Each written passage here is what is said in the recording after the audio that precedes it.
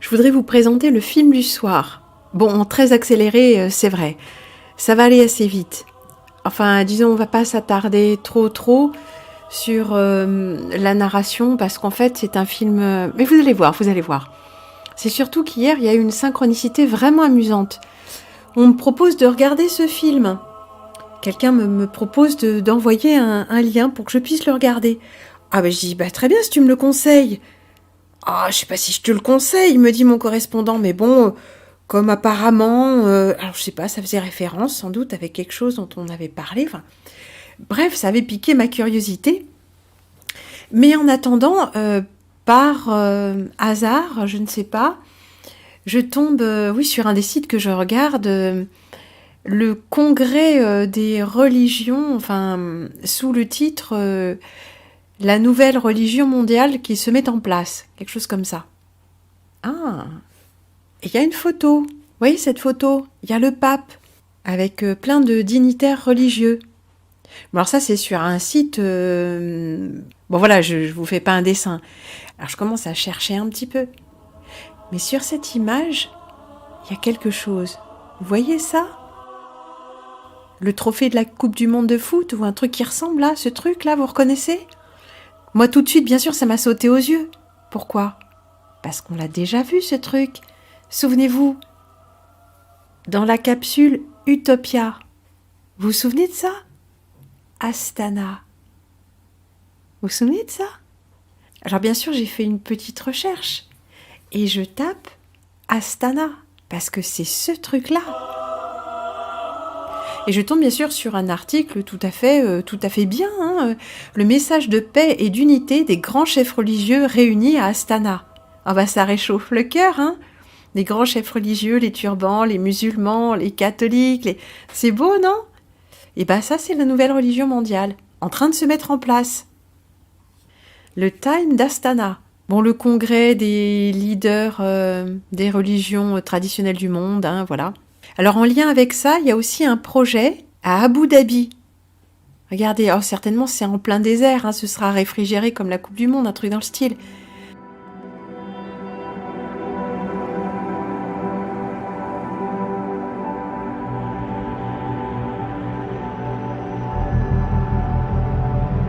Et là, ça, regardez.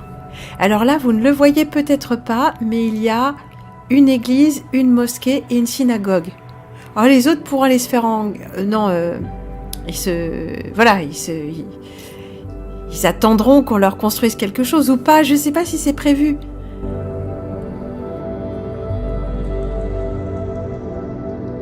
Et ça s'appelle, ce truc-là, ce module de 3 là, ah ouais, c'est un peu construit en triangle, ça s'appelle l'église de la famille abrahamique.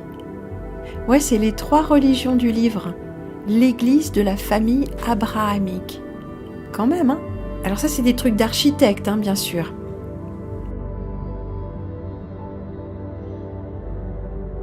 Et là, c'est le monde musulman, avec les claustrales et les trucs qui projettent de... C'est beau, hein?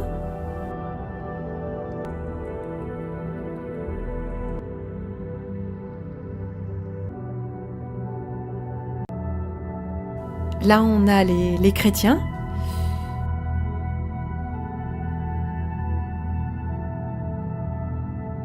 Oh là là, on dirait un peu des épées de Damoclès prêtes à vous transpercer. T'as pas bien prié? Bah, il y a un tuyau d'orgue qui te tombe sous la gueule. Mais c'est pas des tuyaux d'orgue, hein, ça a l'air un petit peu plus...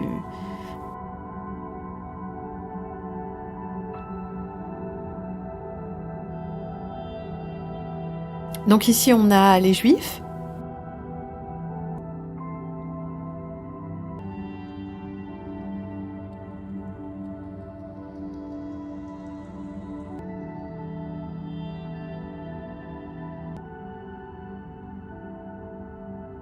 C'est beau, hein, c'est majestueux, non? Donc ça, c'était à Abu Dhabi. Mais le congrès avait lieu, et c'est pas la première fois, à Astana. Astana, ça s'appelle maintenant Nour Sultan. Oh bah c'est pas tellement mieux. Entre Satana et le Seigneur de la Lumière, je crois que t'as compris chez qui on était là. D'ailleurs, c'est signé. Je ne plaisante pas, ce truc-là, c'est le palais de la paix et de la réconciliation. Ça fait rêver, non? En 2021, déjà, il y avait eu un congrès pour unifier les religions à Astana, donc cité luciférienne, hein, avec la présence du pape.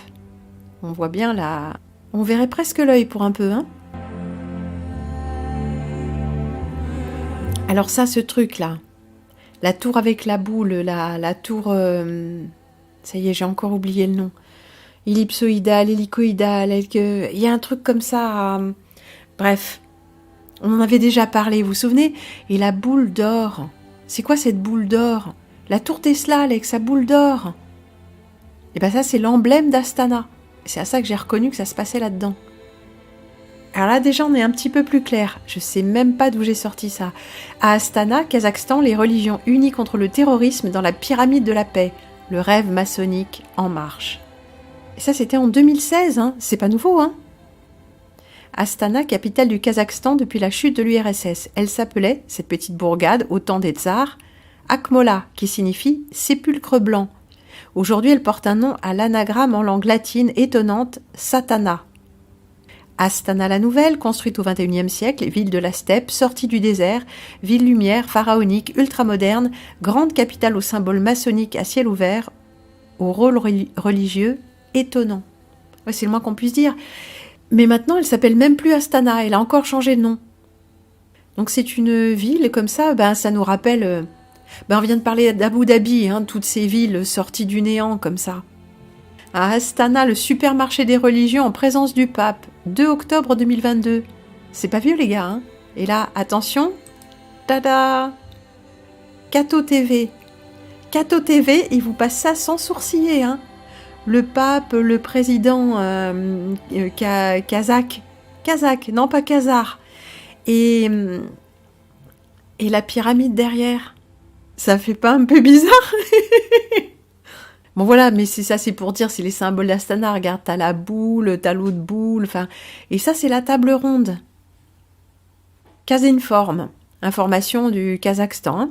Alors on voit, comme toujours, dès qu'il y a information, il y a la Terre, avec l'axe de 23,4 degrés, un truc comme ça, pour que ça fasse 66, quand on enlève de 90 degrés. Oui, tout est calculé, hein. Alors je suis allée sur le site pour voir un petit peu ce que c'était que le site de la nouvelle religion mondiale. Alors ils le disent pas comme ça, évidemment, bien sûr que non, mais non, ils sont plus fins que ça. Donc on a pas mal de choses. Bon, je l'ai mis en anglais histoire de comprendre un peu le congrès, les origines du congrès. Le congrès des leaders des religions traditionnelles et du monde s'est passé donc à Kazakhstan, Nour Sultan, hein. Donc ça, c'était en 2003, enfin il me semble, hein. Bon, représentant du Vatican, tout ça. Les objectifs du congrès. La recherche d'un terrain commun dans les formes traditionnelles de religion, enfin un truc comme ça, hein. Ah, ça c'est déjà plus intéressant. Le fonctionnement d'une institution permanente, internationale, interconfessionnelle, pour le dialogue entre les religions et l'adoption de décisions prises conjointement. Vous savez que ça nous parle jamais trop, nous, quelque chose comme une institution, une commission, Et ben en fait, c'est ces trucs-là qui règlent nos vies. C'est les commissions européennes, les commissions, les groupes, enfin voilà, les trucs qui n'ont pas vraiment de nom, quoi. Principale priorité du Congrès. L'établissement de la paix, de l'harmonie et de la tolérance, tel que le principe inaliénable de l'existence humaine. Alors on a vu avec certains auteurs que harmonie, équilibre, c'était encore des noms de code. Alors il y avait les objectifs du Congrès, maintenant il y a les objectifs du Congrès. Alors renforcer les traditions du dialogue interreligieux et interconfessionnel, bon voilà, sous la forme de congrès interreligieux. Donc congrès, oh, bah, c'est pas méchant un congrès, hein. La création d'un organe permanent. Ah, organe, on parle pas d'organe physiologique évidemment, hein, mais un organe permanent du Congrès pour la préparation. Alors attends. Pour la préparation de l'idéologie et du concept des futurs congrès de façon coordonnée, objective et compétente. Bla bla bla bla. On dirait de la langue de bois communiste. Hein. Développement d'une culture de tolérance et de respect mutuel pour contrebalancer l'idéologie de haine et d'extrémisme. Lycée, hein, équilibre, équanimité. Bien sûr, hein, évidemment, on ne peut pas vouloir la destruction, mais bon, j'ai du mal à faire confiance à tous ces gens-là, bien sûr. Alors vous vous demandez pourquoi il y a tout le temps la pyramide. Pourquoi il y a toujours la pyramide? Puisque l'emblème de Nur-Sultan Astana, c'est ce truc-là, cette tour avec la boule dorée, là. Pourquoi toujours cette pyramide? Et bien parce que ce truc-là, le palais de la paix et de la réconciliation, cette pyramide-là, c'est là que se tient le congrès. Ben oui, évidemment. Alors une vue perspective, là, on a la pyramide. Le phénix qui pointe vers la pyramide et notez la présence de l'eau. Comme nous l'avons déjà vu, Astana est construite sur un schéma de circuit imprimé. Un peu comme Paris, un peu comme Washington. On est sur une carte imprimée, avec des symboles, en 2 dimensions et même en 3. Et regardez, c'est là, j'invente rien. Hein. Les gars sont là, autour de la table ronde, c'est ça, la table du dialogue. Et regardez, autour, ce sont les faces de la pyramide. Donc ils se retrouvent autour d'un cercle magique dans une pyramide, au milieu de tout un schéma énergétique extrêmement précis. Ils se retrouvent autour d'un cercle magique dans une pyramide. Et regardez s'il vous plaît la tête de ce gars, le président du Kazakhstan. Enlève-lui les lunettes, enlève-lui la cravate, mais même sans rien lui enlever. Vous trouvez pas qu'il a une tronche bizarre? Pas juste parce qu'il est du Kazakhstan, hein. C'est plus une femme qu'un homme, ce personnage-là. Alors oui, il a une drôle de tronche, mais ça s'explique très bien. Enfin, très bien. Explication officielle, hein. Mais vous allez voir que l'explication officielle, elle est déjà pas mal. Les photos sont retouchées.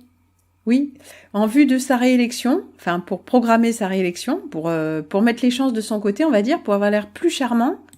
Hop là, ils ont retouché les photos. Regarde.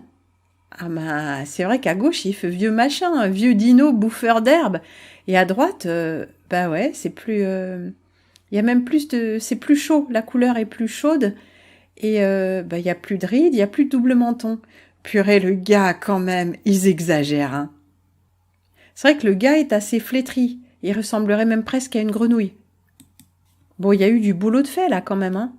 Regarde, les plis nasogéniens et la face de bulldog, comme on dit, là. Oh, bah, c'est mieux qu'un lifting. Un coup de Photoshop et hop. Bah oui, un peu comme les photos de la Terre, quoi. Sauf que, au départ, lui, il a déjà une bouille toute ronde. Alors, je sais pas s'ils sont devant le drapeau LGBT, mais les colonnes derrière, moi, ça m'évoque quand même des trucs, hein. On dirait un dieu assyrien, là, puis un archer. Le mec a des lunettes à la Matrix, là. Culte solaire pour l'un, et puis couleur, tu me diras, c'est joli, hein. C'est une des républiques du Sud, hein, ex-URSS, donc ils ont des beaux drapeaux, les mecs, hein. Plus colorés que les nôtres, hein, c'est sûr. Bref. Si on voit la pyramide de l'extérieur, on voit que le tiers du haut est différent, et il est marqué, effectivement, par une espèce de palier, d'étage, l'œil dans la pyramide, le cercle dans le carré, tous ces symboles, en 3 dimensions.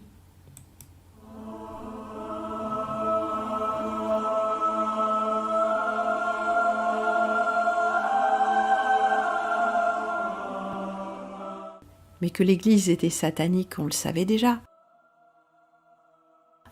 Le rituel du masque, les robes rouge sang, la tiare de Dagon, là, des prêtres de Dagon, tous ces symboles-là, c'est presque trop, non? D'ailleurs, à propos de symboles, mais voilà. Bon, mais cette petite image nous rappelle quand même, avec les symboles religieux, le chiffre, on pourrait dire, de Jésus, enfin chiffre, ça veut dire les initiales, n'est-ce pas? Avec comme ça en dessous, on a les clés de Saint-Pierre, les clés de la papauté, et au-dessus, oh, qu'est-ce que c'est que ça? Tout ça, le tout dans des cercles, bien sûr. Nous avons le delta lumineux, et à l'intérieur, bien sûr, vous n'avez pas manqué de remarquer. Alors, ça représente le tétragramme. On ne voit pas vraiment Yod, He, Vav, He, c'est un petit peu... il y aurait Vav, He, Vav, mais on sait que c'est lui, on t'a reconnu. Mais je ne résiste pas à vous repasser un petit extrait du survol, vite fait comme ça, juste pour le plaisir, de Astana, qui s'appelle maintenant Nour Sultan.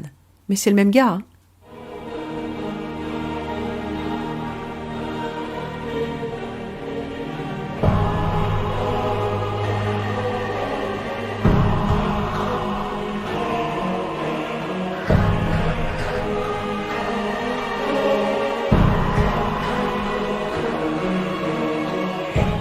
Abordons maintenant, s'il vous plaît, le film. Il s'agit de Nos Solar, Notre demeure, un film brésilien.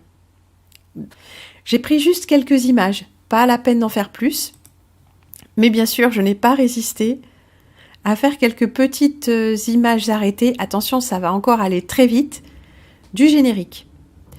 Dans le générique, il y a les producteurs, enfin oui, bon, bref, m'avez comprise. Oh, qu'est-ce que c'est? Vous reconnaissez? Moi, je dirais la Cordillère des Andes, mais... Hop là! Ben oui, on dirait que c'est ça, hein. Et là, hop! Au fur et à mesure que le globe tourne et apparaît, il en sort de la pellicule. Plouc, plouc. Et ça se finit en boule. Et elle va disparaître derrière un horizon légèrement convexe. Plout! Globo filmes. Bon, je sais pas, je ne parle pas portugais. Mais bon, voilà, avec trois bidules. 3, 6, 6, 6, enfin bon, voilà. Un petit truc comme ça. Globe film. Oui, mais c'est toujours le globe, c'est obligatoire. D'ailleurs, ça s'arrête pas là. Hop là, ça c'est juste avant. Attention. Bon, ça va vite aussi, hein, faut être vif. Clouc. Jupiter film. T'as le globe et Jupiter. Comme ça, on est paré, quoi. Alors là, c'est l'histoire d'un gars qui, en fait, est mort. Donc, il se retrouve dans le purgatoire. Enfin, c'est plutôt l'enfer, son truc. Et là, des anges, des gens très, très bien, vachement beaux, tout propres, viennent le chercher. Et l'emmènent dans notre demeure. Alors, il y en a plein. Il y en a plein et c'est situé tout autour de la Terre. La Terre, boule, bien sûr.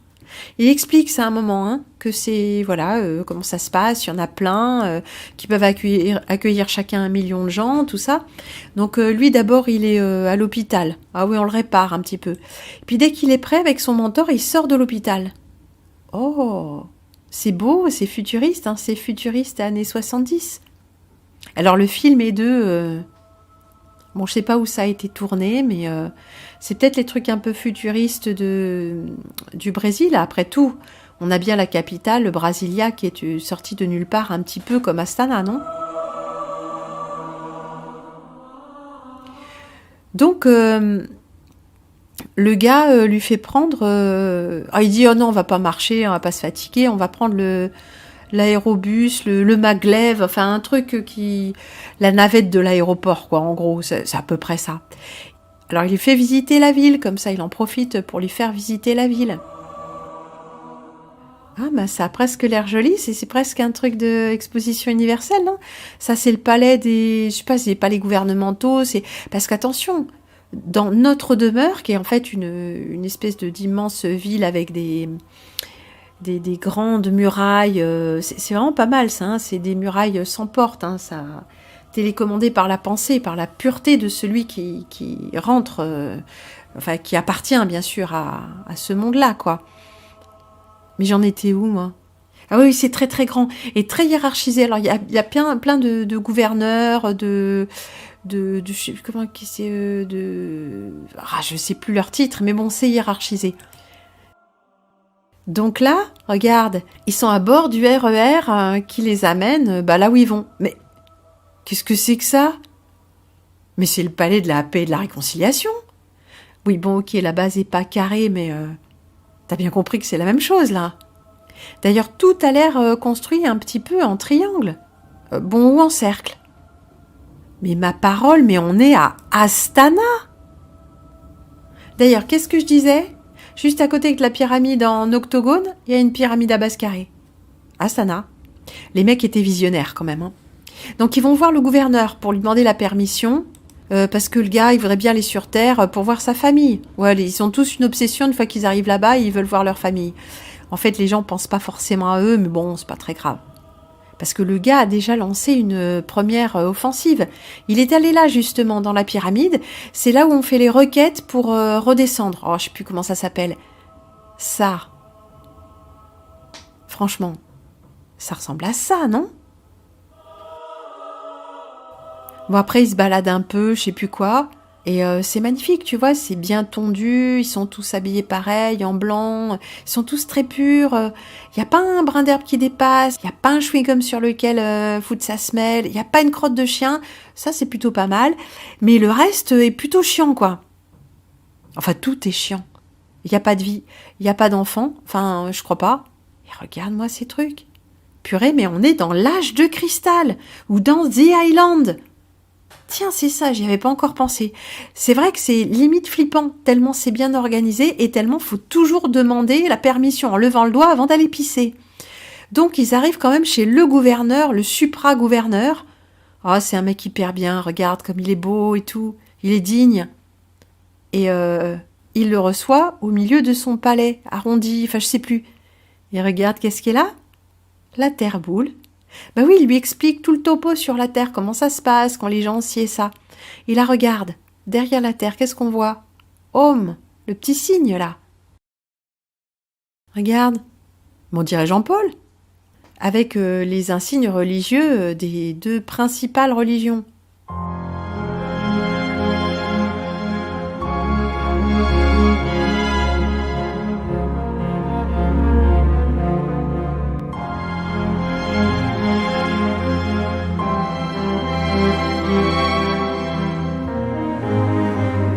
Deux principales religions. Non, je blague bien sûr.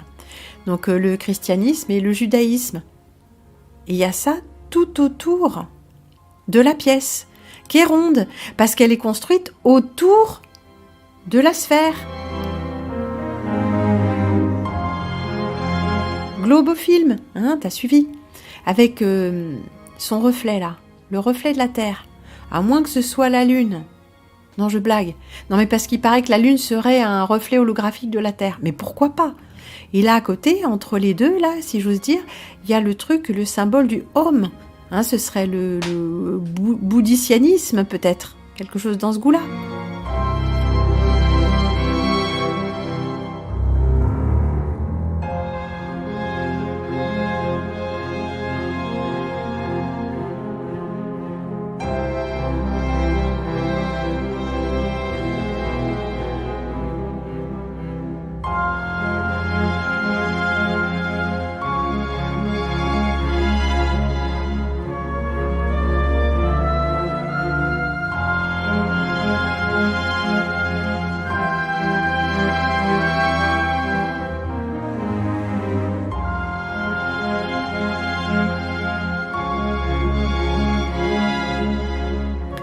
Donc nous sommes ici en fait au palais du gouverneur qui se trouve être finalement, je dirais, mais c'est pas loin du palais de la paix et de la réconciliation.